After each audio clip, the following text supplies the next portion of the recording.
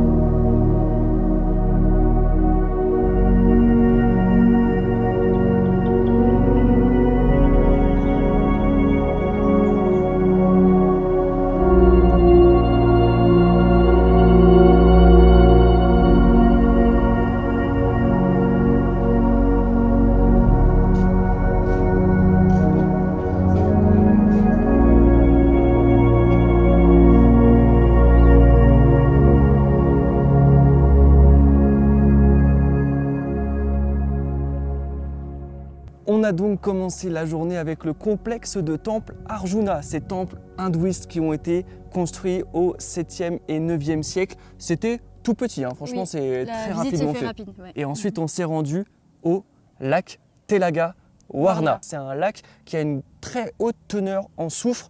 On l'a vu en dessous déjà à l'odeur, on l'a Oui, senti à à l'odeur. l'odeur, mais on l'a vu aussi parce qu'au milieu du lac, ça bouillonne. Ouais, ça bouillonne. Ça bouillonne, c'est très impressionnant et vraiment là on est dans une atmosphère particulière, il y a une petite pluie fine, il y a de l'orage depuis tout à l'heure, il y a beaucoup de brouillard, il y a le soufre en plus qui donne ce côté brouillard un petit peu partout et on s'est baladé là dans la forêt à côté du lac, c'est vraiment une atmosphère particulière, Oui. c'est presque mystique. On a eu quand même un petit rayon de soleil et on a bien vu la couleur verte Ouais. du lac. Et C'est ça. C'était beau. Et là, du coup, je pensais voir un peu plus les différentes couleurs, mais il y a un peu trop de brouillard. Ouais, en gros, on a vu que les rayons du soleil, quand ils tapent sur le lac avec le soufre, ça fait changer la couleur. On peut avoir du bleu, du vert, du jaune, du rouge, du Ça violet. fait un petit dégradé de couleurs. Ouais, et on a vu que ça peut même faire des couleurs arc-en-ciel, hein, mais on a vu principalement la couleur verte aujourd'hui et les cultures en terrasse un petit peu partout. Ça rend le paysage encore Ouais. plus beau. On est vraiment C'est entouré de culture en terrasse. Super beau. On a longé du coup le lac là en dessous, on est monté là un petit peu, il y a un parc à côté,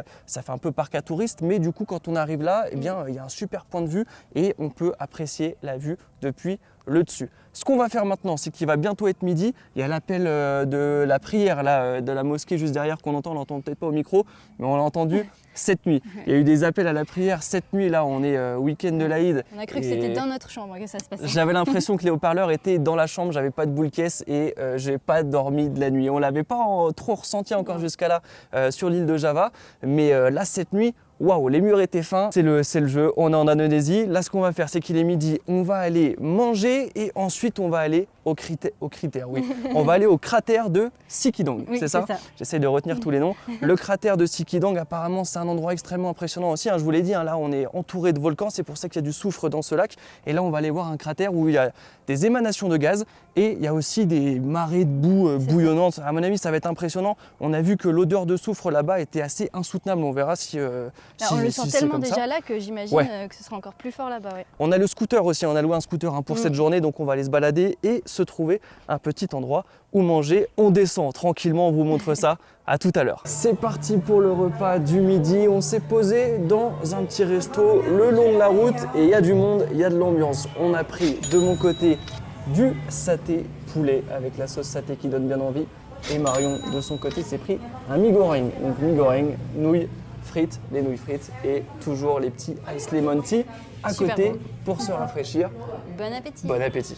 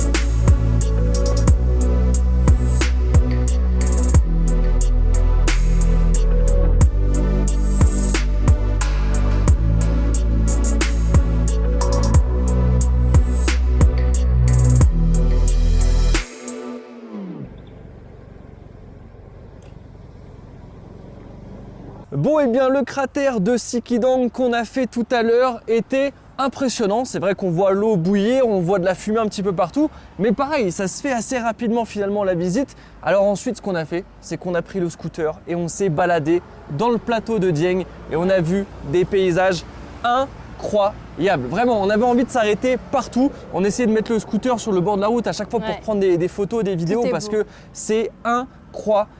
Les gens en plus sont hyper gentils, tous les gens nous arrêtent, tous les gens nous parlent, nous regardent. C'est marrant et vraiment les rizières, les cultures en terrasse, je dis des rizières mais c'est pas des rizières, c'est des cultures en terrasse de légumes ou autres. C'est magnifique. Vraiment, je pense que c'est les plus beaux paysages qu'on ait vus là, déjà en Indonésie c'est sûr, mais du voyage c'est dans le top 3, clairement. C'est magnifique et là on s'est rendu à un autre point de vue avec un autre cratère, le cratère de Sileri, l'un des plus actifs du plateau de Dieng, encore beaucoup de fumée juste devant nous, ça sent le soufre partout et comme vous pouvez le voir, c'est des cultures en terrasse un petit peu partout. Là on est passé dans des endroits en scooter, je vous jure, c'est magnifique, on en a noté quelques-uns, on va y retourner.